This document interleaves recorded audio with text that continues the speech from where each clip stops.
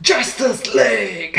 Hi everyone, it's me, and today you're wrong about Justice League Snyder Cut. Wait, you're wrong? I am wrong. Thank you all for coming here today. I will now read from my pre-prepared statement. Big announcement. As you all know, my original vision for the Sans is Ness episode of Game Theory was totally ruined by the studio. That's why, for years, fans have been crying out to see that episode in its originally conceived grimdark glory. So, as a result, I've partnered with HBO, who will be giving me $30 million to turn that pivotal story of one video game character secretly being another video game character back into the original vision that I had for it, a 6-part miniseries. Of course, because the direction the channels have had to go in the intervening years, none of it will be canon. Unless people really like it, then maybe it'll be canon. Or have it splinter off into an alternate canon universe of theories, not quite sure yet. No further questions at this time. Different timelines? Hello, Internet! Welcome to Film Theory! Hello Internet, welcome to Film Theory. Hello, let's get started. Where our upcoming director's cut will feature all 750 film and game theory episodes with all the demonetizable cut content added back in, including the 14-minute nude ballet originally intended for the Thanos vs. Ant-Man butt episode. Not gonna want to miss that one. It was considered too hot for YouTube. The people who've seen it though, they only have this to say: why? But despite this landmark announcement, I'm afraid that our director's cut is being overshadowed by another director's cut, the infamous Snyder cut of Justice League. To catch you up, WB's big superhero team-up movie was met with a big meh back If I'm not wrong, WB stands for Warner Brothers, right? The company. when it first hit theaters in 2017. And to a certain subset of fans, it didn't make sense. I mean, this was the Justice League. I mean, we're talking Batman, Aquaman, Flashman, Mustache Man, Robot Man, and Girl coming together. Mustache Man. This wasn't gonna be a Marvel rainbow-colored flouncy-trouncy adventure. This Yes, because they have to CGI away the mustache. Yeah, I'm sorry. was gonna be epic, grimdark. We live in a society and it's gonna tell us about it. And it wasn't. To many who watched the movie, it was just forgettable. Almost immediately, a rumor began spreading about a wildly different cut of the movie, a 4-hour version that had existed when original director Zack Snyder was helming the project. You see, after a terrible family tragedy forced Zack off the project, Warner Brothers brought former Avengers director Joss Whedon on board to retool Zack's vision into something more mainstream. The result was more color, more comedy, and more confusion, because it was a big departure from the gritty, darker tone of the movies that had come before. And so fans started a massive grassroots movement to, quote, release the Snyder Cut. Release the Snyder Cut! And he did. He did release the Snyder Cut. That original 4-hour edit expressing the original director's original vision of the film, which may or may not have actually ever existed. Adding fuel to the fire was the fact that in the intervening years, a few people have come out to say that they've seen this fabled movie and that it was incredible. Fans wouldn't let the issue rest and kept pressure up for years, even getting original Justice League cast members like Jason Momoa on board. But finally, after 3 years of hashtags, billboards, petitions, HBO finally announced that Zack Snyder's vision would get a chance to be seen on their new streaming service, HBO Max, next year after $30 million of additional production get infused into the project to finish it off. Whether or not it's a polished version of that original 4-hour movie, or, more likely, a 6-episode miniseries is yet to be seen. To be honest, I think that the Snyder Cut of it really showcased a lot more details, a lot of plot holes that the originals, the first Justice League came out. For example, it gave a lot more time, a lot more roles to Cyborg and Flash, which, honestly speaking, I like them. I think they should deserve more screen time. Yeah.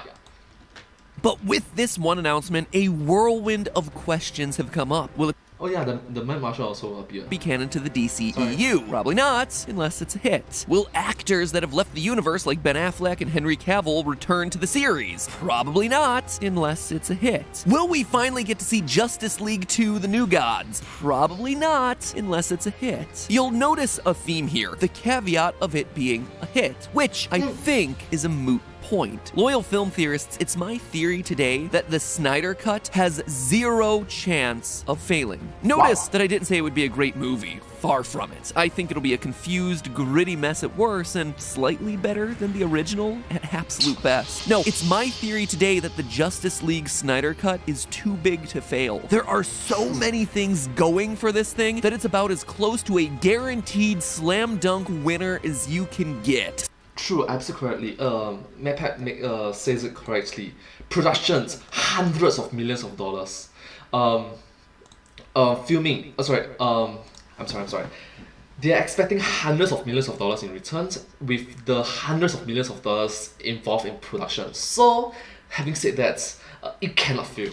It cannot fail. So I'm calling it now. The Snyder Cut is gonna be a smash hit, and today I'm gonna prove to you why. Let's start where this whole thing started and talk about the fans. Clearly, there's a large group of impassioned fans who fought for years to make this movie happen. This group would seem like they'd be the harshest critics for a movie like this. Hardcore fans of the franchise scrutinizing every last detail to make sure it's comic correct, and that would be true if it weren't for one tiny little thing standing in their way: basic human psychology. Back in 1959, a researcher named Leon Festinger got test subjects to do an excruciatingly boring activity: turning pegs in a pegboard for an hour. Those test subjects were then paid either $1 or $20 to basically lie to the next person in line for the test, telling them that this boring experiment would actually be fun for them. That next person in line, by the way, was just another researcher, so it was all part of the experiment. Anyway, when the original test subjects were asked to rate the overall fun of that peg turning, the test subjects paid only $1 rated the experiment as more fun than those who were paid $20. The conclusion that Festinger reached here was that the test subjects only earning $1 had basically convinced themselves that the activity was more fun in order to justify the fact that they did it in the first place, whereas those paid $20 had enough outside reward to be honest about how lame the activity really was. This led to the theory of cognitive dissonance. Cognitive dissonance. So, the more you know, I guess. Cognitive dissonance. Actually one of my all-time favorite psychological phenomenon. Basically, that human psychology aims to hold our beliefs and behavior in a state of consistency. When there's a disharmony or a dissonance, like saying something was fun when you know that it wasn't, the brain corrects itself to lessen that friction, to lessen the dissonance. Mentally justify it. In this case, convincing itself that things were more fun than they actually were. So the brain shifts its perceptions and says, you know what? It was actually more fun than I thought. You know the whole motto, fake it till you make it, like you're tired, but you pretend to not be tired and eventually your body catches up so that you're no longer feeling tired? Well, that is cognitive dissonance in a nutshell. Your actions say that you're not tired, but your brain thinks it is, creating this dissonance. And then, after seeing behavior of not being tired for long enough, the brain adjusts to correct itself, deciding that it wasn't actually tired after all. The reason I bring all of this up is that Justice League Snyder Cut fans are in this boat. For the last 3 years, they've been petitioning nonstop on social media to make this thing happen, believing that the Snyder Cut is gonna be some magical solution to what was otherwise a mediocre movie. That is a lot of time and energy and, most importantly, emotional investment. As such, when the movie or mini-series or whatever comes out on HBO Max, even if it's bad, their brains won't want to process it. It'll create dissonance. Their behavior for the past 3 years has said, this thing is gonna be good. This is gonna be good even before it came out. Oh, that's true. I mean, it happened to me too. I wanted the movie to be good before the movie even came out. Wow, that's true. And the brain will be forced to adjust accordingly to fit that behavior, to correct for the dissonance. The long and short of it is that even if the Snyder Cut is bad or mediocre or whatever, their brains won't want to process the bad. This also ties into another psychological concept, belief perseverance. This probably won't come as much of a surprise to anyone who's been online, like, ever, but humans are very reluctant to change their minds about things. The first study of this was done by, again, our good buddy Leon Festinger. In this new study, he and his team of psychologists looked at cult members who were convinced that the world was gonna end on December 21st, 1954. Spoiler alert, it did not end then. When it didn't, most believers still clung to their faith, even though it had just been proven wrong because, planet Earth was still standing. In fact, defying all logic, future studies found that presenting evidence that debunks the belief may actually cause the incorrect belief to strengthen, something deemed by psychologists as the backfire effect. So there's something called the backfire effect and also the belief perseverance.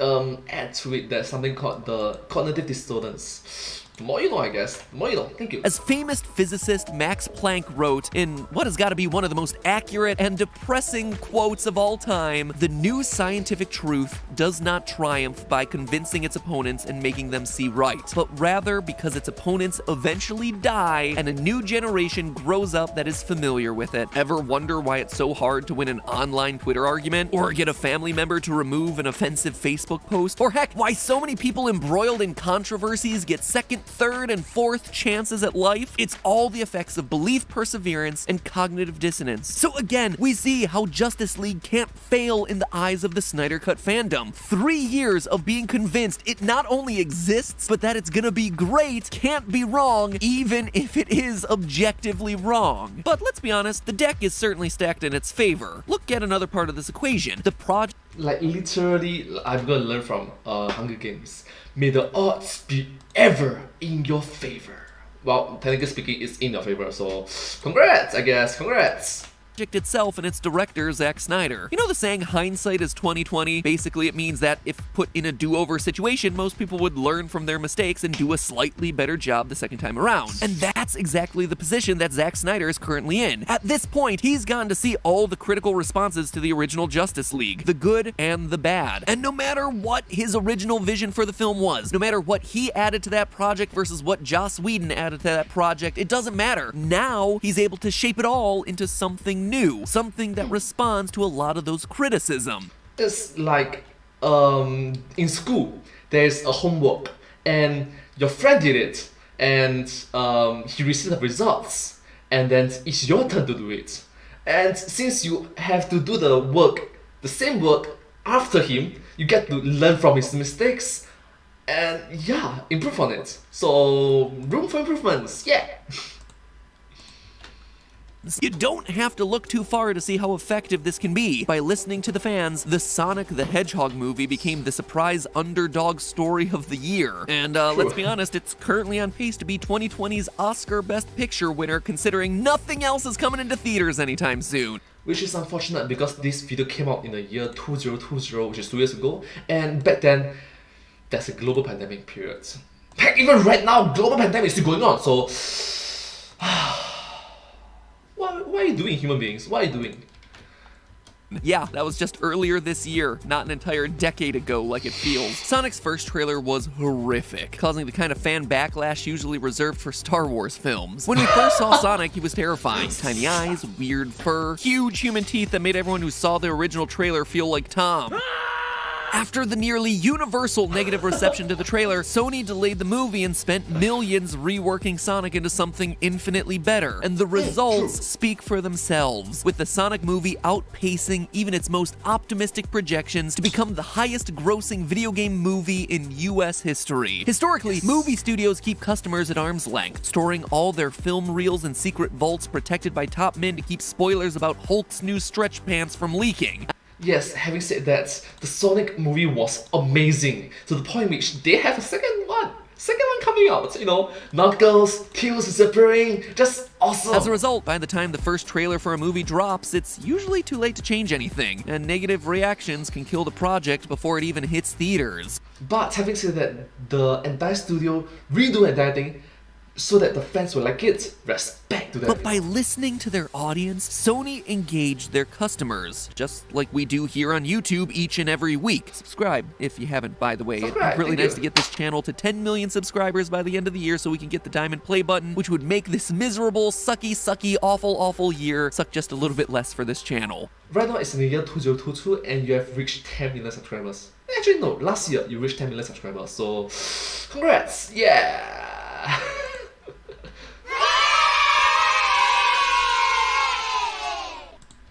and it's literally free. Heck, YouTube barely shows you subscriptions anyway, so you'd be helping me feel better about life and costing yourself literally nothing. Just remember to subscribe to my channel as well, thank you. Probably not even your homepage feed, Sorry. so if you could do that, that would be nifty. Anyway, you can see where I'm going with this, right? Zack Snyder not only has feedback from a trailer, he has feedback from a whole movie. He has all the market testing he needs to go back and remake his original vision into the best possible piece of cinema that he can based on what everyone was saying about the movie. Whether or not it was truly his original vision, it's actually kind of brilliant. And speaking of brilliant moves here, we gotta talk about HBO. Infusing another $30 million into a 3-year-old movie that already massively underperformed at the box office seems like it should be emoji movie! a bad idea, right? But Zack Snyder's mystery movie is a built-in marketing magnet. Even if you hated Justice League or didn't even care about Justice League, seeing this new version that the fans unquestionably made happen is the kind of event that people aren't going to want to miss. Even if you haven't been actively involved for calling for the Snyder Cut, you've almost certainly seen the random "Release the Snyder Cut" comments appearing on nearly every video anyone has posted on YouTube for the past 3 years, along with the incredibly popular #ReleaseTheSnyderCut. The movement alone is gonna get the Snyder Cut a huge amount of media attention when it finally launches, and it might legitimately draw people into HBO Max, if only for the 2 months that it runs. I mean, maybe I'm just being cynical here, but it doesn't surprise me that a service that offers a 7-day and 30-day free trial period turns what we were told was a 4-hour movie into a potential 6-part miniseries that'll take more than a month to be fully released. Just saying. And here's the best part of all of this. It's airing on HBO Max. There's no way to know the real numbers. The whole thing could be awful. It could be a complete garbage fire of creativity that no one watches and even fewer subscribe to HBO Max for. Alright, having said that, this video came out in the year 2020, and it's not 2021. Yeah. And none of it would matter because the numbers are hidden. Unlike theatrical releases where you can very clearly measure the success or failure of a project based on box office earnings literally hours after a movie is released, on private streaming sites like HBO Max, Disney+, Netflix, there's no way to know the real data. What are these view counts? Are they in the millions? Are they in the hundreds of thousands? Are they just 1,000 or 10,000? You have no clue. But because this is a brand new streaming service and a massive project for that streaming service, I guarantee you HBO will ensure that this experiment will appear successful no matter how it actually turns out. So at the very best, you might get numbers of people who actually watch this thing, but at worst, you're still gonna be getting, "This was great on the platform. We saw huge amounts of viewership and subscribership. We're thrilled with the reception and the turnout. The Snyder Cut is our most watched, whatever, and we can't wait to do more with the director." The long and short of it all is that the Snyder Cut is just too big to fail. The audience is psychologically primed to like it, the director has all the tools that he needs to fix any previous mistakes, and the platform itself that it's airing on can tell us whatever it wants to about how it performs because there's no way to really know. It is a guaranteed success, and it wouldn't surprise me if it's the ship that launches a whole spin-off universe, even if this time no one is really asking for it. But hey, that's just a theory. A film theory. And cut. Well, thank you all so much for watching this video together with me. It has been very unique and fun to watch this kind of film series before and after. Before the film came out and after it came out. So yeah, I hope that you find the Snyder Cut of Justice League amazing. I find it just marvelous. Anyways, I'm thankful and grateful for you for your attention to watching this video together with me. I hope that you find this video very interesting to watch. Quite enjoyable and entertaining, isn't it? If you do like this video, please remember to like, share and subscribe to my channel and comment down below if you have anything to share with us. Don't forget to follow my channel and sincerely appreciate all of your support and encouragement for my work. Thank you all so much, you are all the best. And I hope to see you all in my next video. But hey, that's just a theory. A film theory and cut. Thank you.